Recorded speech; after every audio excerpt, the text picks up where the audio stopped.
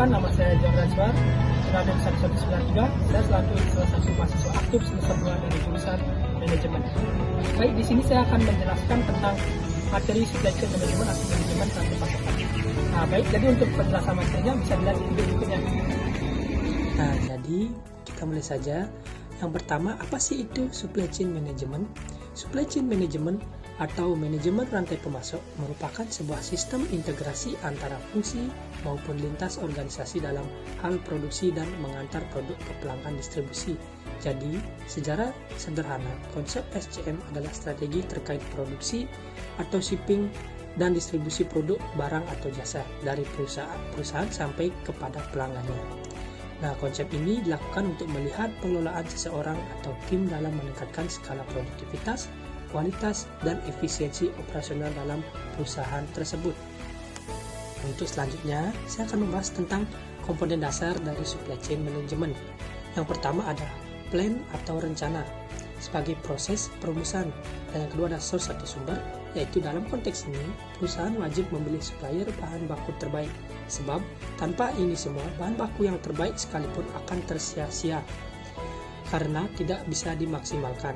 Dan yang ketiga ada make atau manufaktur. Pada bagian manufakturing, penting untuk melakukan penyusunan jadwal aktivitas yang dibutuhkan dalam proses produksi, uji coba, hingga pengemasan hingga persiapan pengiriman produk yang bisa berupa barang dan jasa. Dan yang keempat ada deliver atau pengiriman.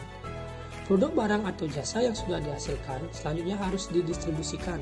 Maka penting juga untuk pengelolaan gudang penyimpanan, memilih distributor pengiriman atau ekspedisi hingga sistem pembayaran. Dan yang terakhir ada return atau pengembalian. Pada tahap ini penting juga untuk membuat jaringan yang fleksibel dan responsif atas produk kita. Misalnya adalah layanan aduan, focus group discussion, atau gathering di sejumlah momentum. Nah, jadi itu dia beberapa komponen dasar dari supply chain management. Adapun tujuan dan manfaat dalam supply chain management. Untuk tujuannya yaitu yang pertama, tujuan strategis SCM. Menurut Pujawan dan Mahendrawati, perlu dicapai untuk membuat supply chain menang atau paling tidak bertahan dalam persaingan pasar yang ada. Dan yang kedua, memaksimalkan usaha untuk memenangkan persaingan, meningkatkan keuntungan perusahaan sepanjang supply chain. Dan yang ketiga, mengoptimalkan nilai keseluruhan yang dihasilkan supply chain untuk memenuhi permintaan konsumen. Dan yang keempat, mengurangi biaya secara keseluruhan seperti biaya pemesanan, biaya penyimpanan, biaya persediaan, dan serta biaya transportasi. Jadi, untuk mencapai tujuan tersebut, maka supply chain harus dapat beroperasi secara efisien, menciptakan produk berkualitas, cepat, fleksibel, dan inovatif.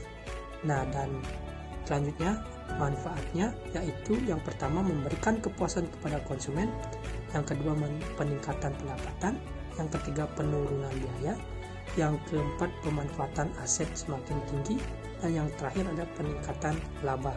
Dan untuk selanjutnya ada jenis dan model rantai pasokan, yaitu yang pertama ada model aliran berkelanjutan, yaitu salah satu metode rantai pasokan yang lebih tradisional. Model ini seringkali paling cocok untuk industri yang sudah matang. Dan yang kedua ada model tangkas. Model ini paling cocok untuk perusahaan dengan permintaan yang tidak dapat diprediksi atau produk pesanan khusus. Dan yang ketiga ada model cepat. Model ini menekankan perputaran cepat suatu produk dengan siklus hidup yang pendek. Dan yang keempat ada mode fleksibel, yaitu mode fleksibel paling cocok untuk perusahaan yang terpengaruh oleh musiman.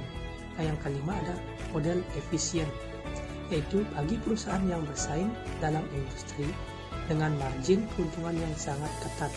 Perusahaan makin berusaha mendapatkan keuntungan dengan menjadikan proses manajemen rantai pasokannya paling efisien. Dan yang keenam ada model khusus, yaitu jika model apapun di atas tidak sesuai dengan kebutuhan perusahaan, model tersebut selalu dapat beralih ke model khusus. Hal ini sering terjadi pada industri yang sangat terspesialisasi dengan persyaratan teknis yang tinggi seperti produsen mobil. Nah, untuk materi yang terakhir ada perbedaan SCM dan manajemen logistik. Apa itu SCM sudah dijelaskan di awal, dan apa itu manajemen logistik?